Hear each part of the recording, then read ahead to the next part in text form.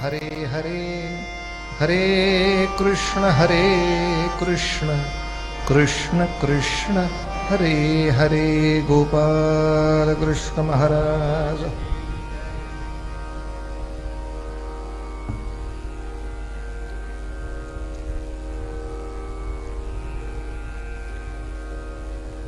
शिवाजी राजांनी अनेक किल्ले स्वतःच्या ताब्यात घेतले, पण त्याच्यावर काही कारवाई मोठी करता येईना। कारण सातत्याने धाक असा होता की शहाजी राजे अत्यंत पराक्रमी आहेत। आदिलशहाचे जरी नोकर असले तरी पराक्रमातला हिशोब केला तर आदिलशहाला ते डोईजड आहेत। पुन्हा आता तात्पुरती तरी का होईना बेंगलोरची जहागीर त्यांच्याकडे आहे। बरं, बेंगलोरच्या जहागिरीच्या निमित्तानं ते कर्नाटकात राहिल्यामुळे कर्नाटकातल्या अनेक हिंदू राजांचा त्यांच्याशी घनिष्ठ संबंध आलेला आहे आणि ते स्वतः धर्मपालक असल्यामुळे अनेक हिंदू राजांचं श्रद्धास्थान आहेत। अशा शहाजी राजाला दुखावणं परवडण्यातलं नाही, म्हणून शिवाजी राजांवर कारवाई करता येत नाही। कारण राजांवर कारवाई केली की शहाजी बिथरले। काय उपाय करता येईल? म्हणून मग शेवटी अफजल खान आणि त्याच दरबारातले बाजी घोरपडे, याच बरोबर त्यांचा आणखीन एक सरदार मुस्तफा खान, या तिघांच्या बरोबर आदिलशहाने वार्तालाप केला। काय करता येईल? अफजल खान, मुस्तफा खान हे मुळातच शहाजी राजे नावाच्या एका हिंदू सरदाराचं महत्व वाढतंय म्हणून नाराज होते, पण दुर्दैवाने बाजी घोरपडे हे स्वतः हिंदू असताना हिंदूंमधल्या दुसऱ्या कोणाचं तरी आणखीन नाव होते म्हटल्यावर पोटात दुखणारा मत्सर, या मत्सरापोटी तेही दुसऱ्याच्या हाताला हात लावायला दुर्दैवाने सिद्ध झाले। निश्चय असा ठरला की मुस्तफा खानाने बेंगलोरकडे जायचं। दाखवताना असं सांगायचं की कारवार भागाची निरीक्षण मोहीम आहे। मुस्तफा खान मुळात आदिलशाहीचा मोठा सरदार आहे। कोणत्याही दरबारचा मोठा सरदार आला की त्याच्या आदर सत्कारासाठी त्या प्रांताच्या जहागीरदारांनी गेलं पाहिजे, हा शिरस्ता आहे। मुस्तफा, तुम्ही दक्षिण प्रांताच्या दौऱ्यावर निघा। शहाजी राजे तुमच्या स्वागतासाठी येतील, तेव्हा खाना बजाने का असा एक कार्यक्रम करा। या कार्यक्रमासाठी शहाजी राजांना साहजिकच ते निशस्त्र येतील। खाना आहे, कमरेला तलवार लावून कोण जेवायला बसत नाही। शहाजी राजे स्वतःच्या तुकडीनेशी येतील, खाना खिलाव, आणि ते बेसावध असताना त्यांना तिथेच अटक करायची आणि विजापुरामध्ये पाठवायचं। शहाजी राजा एकदा कारागृहात पडला, सगळे गप्प बसतील। शिवाजी राजावर कारवाई करता येईल, हिंदवी स्वराज्य करतोय म्हणे, मूर्ख। त्याला सांगता येईल स्वराज्याची प्रकरण चालू ठेवलीस, बाप मरेल। बाप हवाय का स्वराज्य? जिजाबाईला विचारता येईल पोराचं राज्य हवंय का सौभाग्य? बेंगलोरमध्ये शहाजी राजांचा थोरला पुत्र आहे, त्याचं नाव पण संभाजी असंच होतं बरं का। त्याच्यावरती वचक राहील. बँगलोरमध्ये गडबड करू नका हिंदू राजांना एकत्र आणून, पण शहाजी आमच्या कारागृहात आहेत. असा सगळा प्रकार करायचा ठरला. आता उगाच एपिसोड वाढवण्यात अर्थ नाही, याच्याप्रमाणे सगळं झालं. पण हे सगळं परत सांगता येईल. मग मुस्तफा खान निघालेला आहे, मग तो शामियाना केलेला आहे, मग शहाजी राजे आले. झालं की मगाशी सांगून आपलं हेच सगळं सांगायचं होतं ना, जे काही करायचं आहे. आणि अफजल खानाची इच्छा, शहाजी राजाची नुसती अटक व्हावी एवढीच इच्छा नाहीये त्याची, टिंगल व्हावी, निंदा व्हावी, बदनामी व्हावी, किंवा त्याच्याही पेक्षा पुढे जाऊन विटंबना व्हावी. म्हणून शहाजी राजे बेसावध असताना त्यांना अटक तर केलीच बेंगलोरला, आणि हत्तीवरनं मिरवत, हातापायात बेड्या घातलेले असे हत्तीवरनं मिरवत विजापुरात आणले. बघा, शेर को बंदी बना के लाये है. अफजल खानाने मुद्दाम 100 हत्तींची अशीच्या अशी रांग घंटा मोठमोठाल्या गळ्यात घालून घाण घाण घाण आवाज करत मुद्दाम दक्षिण भागात दहशत उभी करण्यासाठी प्रदर्शन केलं. आदिल शाह के खिलाफ कोई जाएगा ये अंजाम होगा, अशी अक्षरशः मराठीमध्ये म्हणायचं झालं तर धिंड काढली, धिंडवडे काढले. इब्रतीचे शहाजी राजांच्या सारखा लष्करामधला सर्वोच्च पदावरचा माणूस हा शिवाजी राजाला बहुतेक फितूर असेल, कारण त्याचंच लेकरू आहे ते. या संशयावरून अटकेला संशयाचं दाखवायला लागतं ना, कशावरून अटक केली, का केली.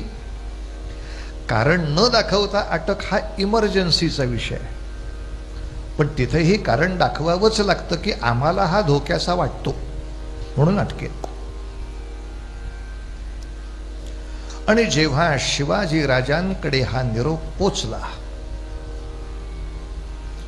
बाजी घोरपडे, अफजल खान, मुस्तफा खान आणि आदिलशहा या चांडाळ चौकडीनं एकत्र येऊन तुझ्या बापाला तुरुंगात टाकलाय, आता काय करतोस सांग, काय करतोस सांग. आईच्या कानावर घातलं की बाई ग तुझं मंगळसूत्र धरलं, आता जरा जोर लावला ठक्कन तुटायला वेळ नाही लागत. काय करायचं. भगवंताची प्रार्थना केली पहिल्यांदा. दया छाया घे निवारुनी या प्रभु मजबरी को पधात धिन तित धाधा तिन मजबरी को पधा. हा प्रभु मजबरी को पधा. एकच प्याला नाटकातलं गाणं आहे. बालगंधर्वांवर मराठी सिनेमा निघाला होता, त्याच्यात पण आहे. दया छाया घे निवारुनी या प्रभु मजबरी को पधा. हा प्रभु मजबरी को पधा. हा प्रभु मजबरी को पधा. भगवंता, भगवंताची दया हीच छाया म्हणजे सावली. भगवंतानी आमच्या डोक्यावरची सावलीच काढून घेतली का हो. दया छाया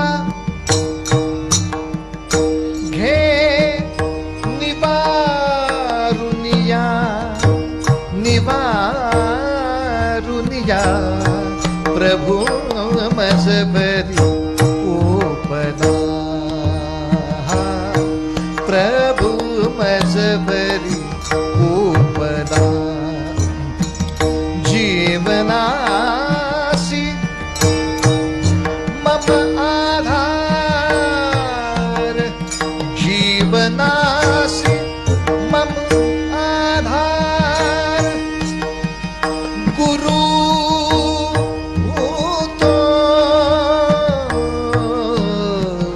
तोची कसा आजी लोपला प्रभू मजबरी ओपला रे मा पाणी सारे जाणे ग मगरे जाणे जा मजबरी ओपला हा प्रभू मजबरी ओपला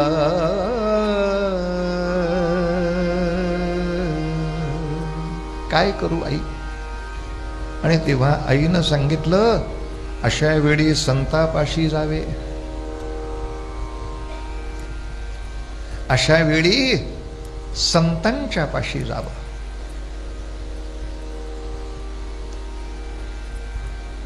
मनामध्ये निश्चय केला, आपली फौजेची तुकडी घेतली आणि कुठे आले शिवाजी महाराज.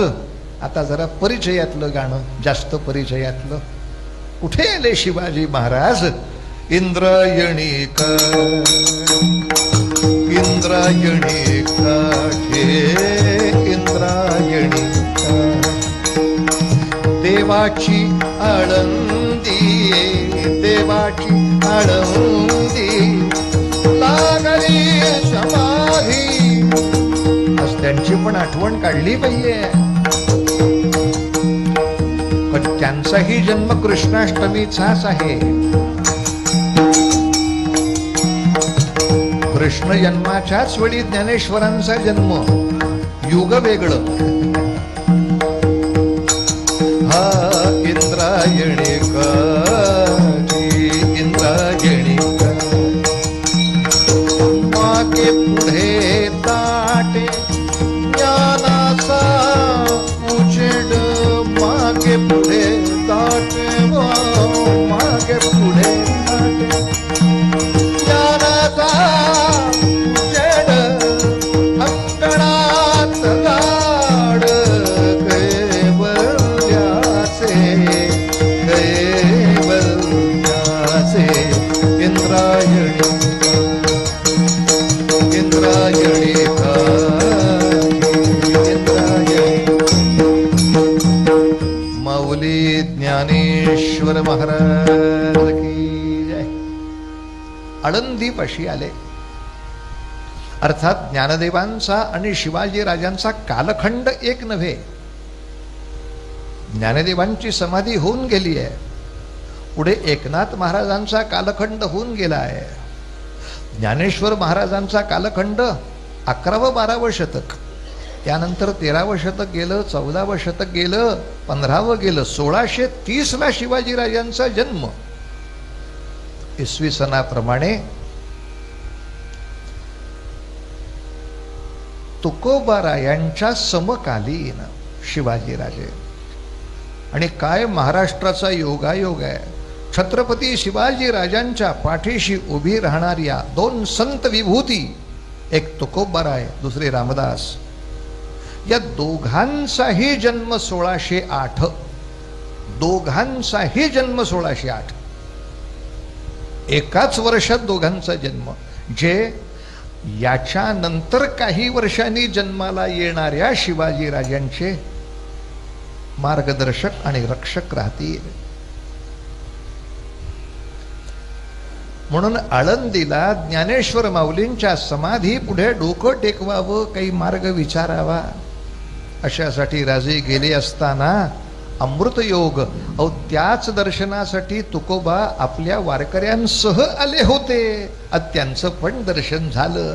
जयांची वदे पूर्ण वेदांत वाणी म्हणावे कसे होत या लागी वाणी.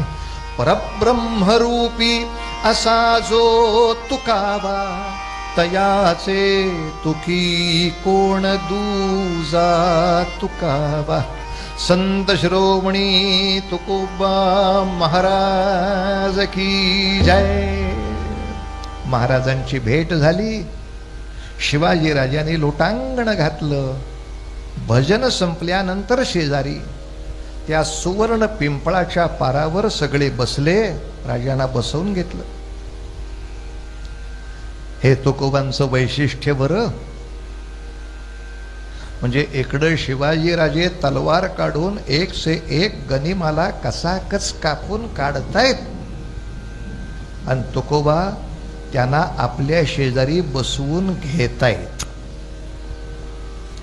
आम्हाला असलं आवडत नाही. आम्हाला फक्त भजन आवडतं. हे तलवारीनं कापाकाप्या करणाऱ्या लोकांना इथे प्रवेश नाही. मग मर फुकण्या.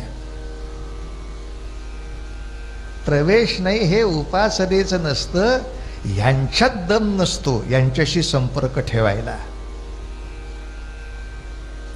नामर्दांशी अवलाद उपासनेची कारणं सांगते.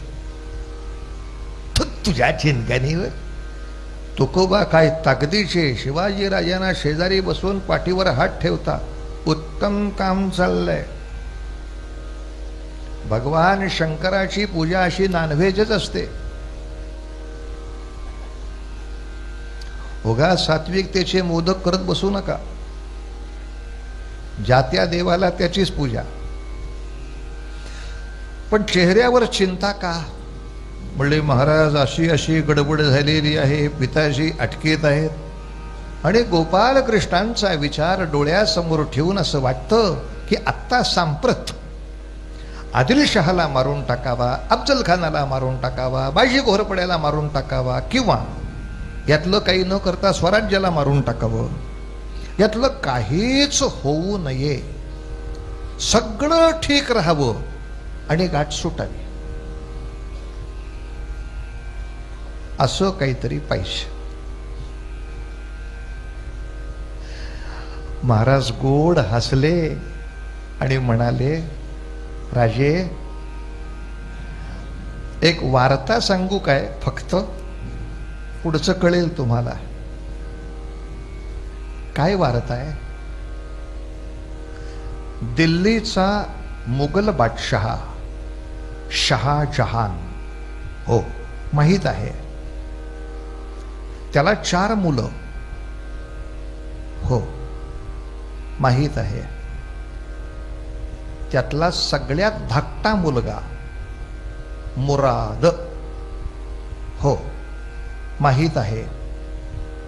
सध्या मुराद महाराष्ट्र दौऱ्यावर आहे.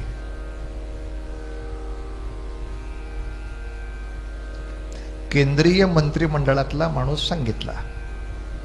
विजापूर हे स्टेट गव्हर्नमेंट आहे, मुघल सेंट्रल गवर्नमेंट है. अब सोचो, आपके हाथ में दे दिया काम. सगळं सांगावं लागलं तर मजाच गेली बुद्धीची. मुराद महाराष्ट्रात आहे, बस बस बस, फार विचार करावा लागलाच नाही. महाराजांनी चरणस्पर्श केला. पुण्यामध्ये आले, राजगडावरती आले, लेखनिक बोलवला, ताबडतोब पत्र लिहा. कोणाला? मुराद. जिथे मुक्कामावर आहे त्यांना पत्र टाकायचं. काय पत्र टाकायचं? शहाजीराजे आणि मी म्हणजे शिवाजीराजे आम्ही दोघं मुघलांकडे येतो आहोत अशी शंका आल्यामुळे आदिलशहानी आमच्या वडिलांना कैद केली आहे. आता तुमच्याकडे येण्याची इच्छा असताना अशा महाशूराला आदिलशहानी अटकेत ठेवावे हे तुमच्या इब्रतीला शोभत नाही. मुघलांचा माणूस आदिलशहानी कैदेत टाकावा हे तुमच्या इब्रतीला शोभत नाही. शहाजीराजांना आपण ओळखत असालच. आपले वडील शहाजहान महाराष्ट्रात आले होते तेव्हा शहाजीराजांच्या बरोबर मुकाबला घेऊनच परत गेले होते. नको ती आठवण दिली. मग शहाजहानला सुद्धा ज्यांनी ठोकून काढलाय असा शहाजी तुमचीच नोकरी करायला तयार आहे आणि आदिलशहा अटकेत टाकतोय. पहा बुवा, सेंट्रल गव्हर्नमेंटचा माणूस स्टेट गव्हर्नमेंटने कसाही वागवला तर हे काय मध्यावधी केंद्राची विटंबना नव्हे? मग मुघलांच्या दहशतीला काही अर्थच नाही. तुम्हारे आदमी को कौन भी हात लगा सकता है. काय छू केलं पठ्यानी. बस कृष्ण पूजा. या एका पत्राने सगळं सही सलामत सुटलं. मुरादनी वर्ण पत्र पाठवलं, आदिलशहा शहाजीराजे आमच्याकडे येणार असा तुम्हाला शक झाला म्हणून तुम्ही शहाजीराजांना कैद केलं, पण ज्याला मनाने आमच्याकडे यायचं असेल अशा मुघलांच्या प्रेमी माणसाला तुम्ही अटकेत ठेवणं हे मुघलांच्या इब्रतीला शोभत नाही. बऱ्या बोलाने शहाजीराजांची सुटका करणे, अन्यथा मुघलांची नाराजी आपल्याला सुखाने झोपू देणार नाही. लेखन सीमा. आदिलशहाला कळेना केंद्रापर्यंत संपर्क कोणी केला. आम्ही स्टेटमध्येच उरकायचं काम बघत होतो. स्टेट गेलं की ई स्टेट शहाजीची घशात घालता येणार होती. डायरेक्ट तुम्ही केंद्राकडेच पाठवलं सगळं प्रकरण. आता सीबीआय आलं म्हणजे हे केवढ्याला पडायचं अटक प्रकरण तुम्हाला आम्हाला. पर इकडच्या बाजूनी शिवाजी राजांनी सगळं प्रकरण असं काही रंगवलं.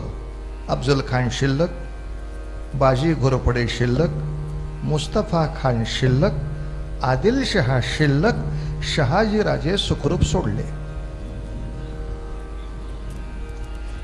माझ्या वाईटावर तुम्ही आहात हे मलाही माहिती रे. दुर्योधन दुःशासन शकुनी काय आमच्या प्रेमाची आहेत का. पण एक प्रयत्न तर असा करू, तुम्हा कोणालाही हात न लावता, तुमच्या कोणाच्याही कुठलीही फारशी हानी न करता तुम्हा चौघांना सांभाळलं, आपल्या वडिलांना सांभाळलं आणि हिंदवी स्वराज्य सांभाळलं. या बुद्धिमत्तेला काय करावं. आणि म्हणून सगळ्या शत्रूच्या मनात शिवाजी राजांच्या तलवारीचा दरारा होता, तसा राजाच्या बुद्धिमत्तेबद्दल नितांत आदर होता. राजा स्वतःच्या बुद्धीच्या कौशल्याने कसं राजकारण फिरवेल आणि कशा तऱ्हेचे आनंदाचे दिवस आणेल सांगता येणार नाही. असो, कीर्तन संपवण्यापूर्वी दोन गोष्टी महत्वाच्या सांगितल्या पाहिजेतच. एक म्हणजे आपल्या सगळ्यांचे मनःपूर्वक आभार की आपण जे प्रचाराचं अभियान राबवलं आणि अर्थात आर्टिस्ट कंबाईन आणि याही सगळ्या लोकांनी जे प्रचाराचं अभियान अत्यंत नेटाने राबवलं, त्यामुळे आज कित्येक दिवसांनी कित्येक वर्षांनी एक मराठी संगीत नाटकाचा प्रयोग ग्वाल्हेरमध्ये खाली पाटी लावता आली. हाऊसफुल 600-800 माणसं 3.5 तास नाटकाचा आनंद घेत होती. एका बाजूने थिएटरही हाऊसफुल आणि गाणं ऐकण्याची हाऊस. पण अर्थात आम्ही स्टेजवर काम करत होतो. घरापासून इतकी माणसं थिएटरपर्यंत येणं हे कर्तृत्व आपल्या सगळ्यांचं आहे. तेव्हा आपल्या सगळ्यांचे आभार, तसे रामरायाच्या कृपेचेही आभार. हा पाऊस काल दिसला असता म्हणजे काय करत होतो तुम्ही. म्हणजे अक्षरशः त्या नटेश्वराच्या पूजेसाठी मेघराज थांबल्यासारखा काल थांबून राहिला बिचारा. सगळं नाटक होईपर्यंत अजिबात त्रास दिला नाही, लाईटी गेल्या नाहीत आणि अत्यानंदाचा दिवस म्हणजे तुम्हा श्रोत्यांच्या अतिशय आनंदाचा होता, तितकाच तो आम्हा कलाकारांच्याही अतिशय आनंदाचा होता. कारण प्रत्येक रसिकाच्या रूपामध्ये नटेश्वराला बघायचं असतं. जितक्या रूपाने तो बघायला येईल तो आनंदाचा विषय. तेव्हा गोष्टी करू. भारत शेवट पाहिलं तर या कथेचा असा करतो. काय योगायोग आहे पहा. शहाजी राजांची जी सुटका झाली ना, तो दिवस वटपौर्णिमेचा होता. म्हणजे ज्या दिवशी खरंच सावित्रीनं सत्यवानाला सोडवला त्याच मुहूर्तावरती शहाजीराजे सुटले. फक्त बेंगलोरला गेल्यानंतर शहाजीराजांनी चौकशी केली, प्रकरण केलं कुणी उपद्यापास. दिल्लीपर्यंत पत्र कसं गेलं एवढ्याच वेळात? म्हणजे दिल्लीपर्यंत कोण गेलं? शहाजहानचा मुलगा महाराष्ट्रात आला होता, त्याच्याशी संपर्क झालाय. अरे राजा, आता आपण पत्र दिलं की आम्ही मोगलांकडे यायला तयार आहोत असं कळल्यामुळे पुढचं वाक्य गेलं तर तयार आहोत हे वाक्य धरलं गेलं. मग आता हे सगळं सोडून हिंदवी स्वराज्य सोडून जायचं का मोगलांकडे? काळजी करायची नाही का? भगवान ने अच्छा भेजा दिया है इसलिए भेजा दिया है. एका भेजाचे दोन अर्थ. अच्छा भेजा दिया है इसलिए भेजा दिया है, भेज दिया है. दिल्लीमध्ये शहाजहानची तब्येत बिघडलेली आहे, तेव्हा शहाजहानची सगळी मुलं दिल्लीकडे वायुवेगाने पळत सुटलेली आहेत. कशाला? वडिलांना औषध द्यायला. एवढं प्रेम नसतं करायचं दिल्लीतल्या लोकांचं. शहाजहानला लवकरात लवकर जो मारेल आणि इतर भावांना जो लवकरात लवकर संपवेल तो पुढचा बादशाह होणार. काय माहित या चारातला कोण होणार आहे? त्यांची झुंज आता कुठं सुरू झाली आहे. त्यांची झुंज संपेल तेव्हा कुणीतरी बादशाह येईल, मग तो बाकीच्या भावांचे पत्रव्यवहार तपासेल, त्याच्यात आपलं पत्र येईल. तोपर्यंत विधानसभेची 2.5 वर्षे गेलेली असतील. काही काळजी करू नका, 2-4 वर्षांनी आपलं पत्र पटावर येणार. अरे शहाजी यायचा होता, हे कहा गया? तेव्हा ते विचारणार. तोपर्यंत 4 वर्ष गेलेली असतात. मग आपण सांगायचं तुमचंच ठरत नव्हतं दिल्लीत कोण बसणार, तोपर्यंत आम्ही कसं ठरवणार? असं कारण सांगून बरं या 4 वर्षात यांचे तरी काय पितर स्वर्गातनं खाली यायचेत आपल्याला काय माहिती. पण हा समय महाराष्ट्राची किंवा इतिहासाची सगळ्यात मोठी हानी का झाली? आम्ही बुद्धी चौकश ठेवलीच नाही. मोहम्मद घुरी दिल्लीला आला तेव्हा पृथ्वीराजला कळलं की अफगाणिस्तानामध्ये आपल्या विरुद्ध काही काम चाललंय. मग तुझी माणसं अफगाणिस्तानात का नव्हती हे सांगायला, हे बघायला? आम्ही आमच्या बुद्धीनं क्षेत्र चौकश ठेवत नाही. महाराष्ट्रामध्ये देवगिरीवरती, दौलताबादवरती खिलजीची स्वारी आली तेव्हा दौलताबादच्या राजाला कळलं, अरे बापरे दिल्लीत माणसं आली. मग एवढा वेळ तुझी माणसं काय करत होती? महाराष्ट्र ते दिल्ली ह्या रस्त्यावर एकही गुप्तहेर नव्हता. नर्मदा ओलांडल्यावर तुम्हाला अकला येतात, करता कशाला राज्य? बरं यांनी चौकस बुद्धी दाखवली इथपर्यंत ठीक. आध्यात्मिक तीर्थयात्रा करणारे तुम्ही अंधळे होतात. जर महाभारतामध्ये उत्तरेमध्ये असलेला साधू विदर्भामध्ये येऊन रुक्मिणीला कृष्णाचं चरित्र सांगतो रुक्मिणी स्वयंवरात, तशा एखाद्या साधूनं महाराष्ट्रामध्ये येऊन त्या दौलताबादच्या राजाला का नाही ऐकवलं? मथुरेचं वाटोळं झालंय, गोकुळाचं वाटोळं झालंय, तिथं गाईच्या कत्तली चालल्यात, इथं गडबड करू नको, सावध राहा, असं राजाला जाऊन सांगावं.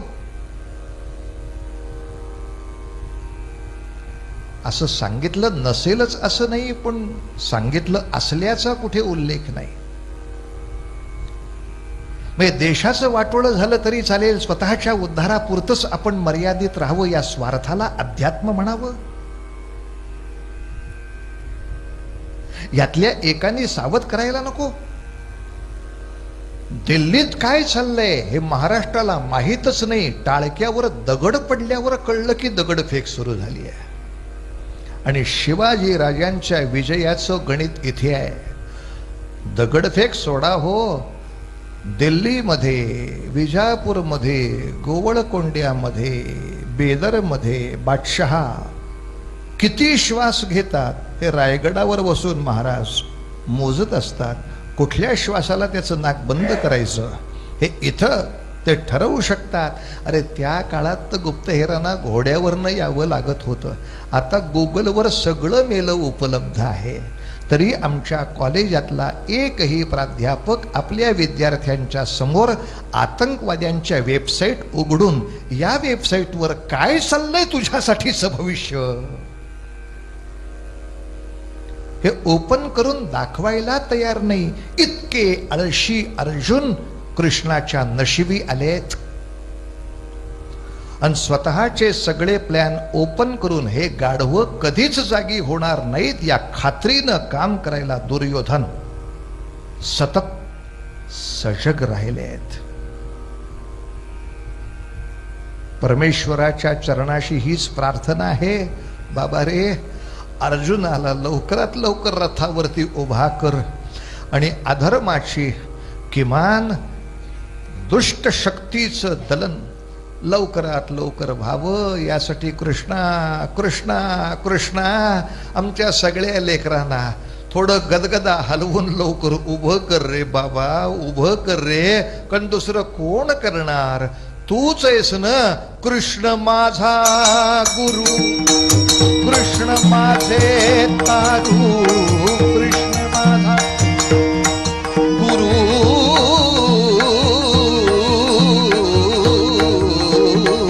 कृष्ण माझा गुरु, कृष्ण माझे तारू. उतरी पैल पारू भव नदीची, तुका म्हणे माझा कृष्ण हा विसावा. वाटेन करावा परत जीवा.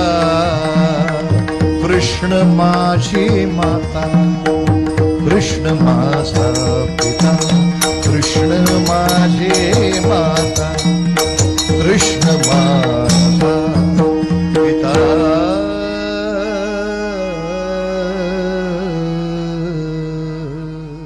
आरतीसाठी सिद्ध हो.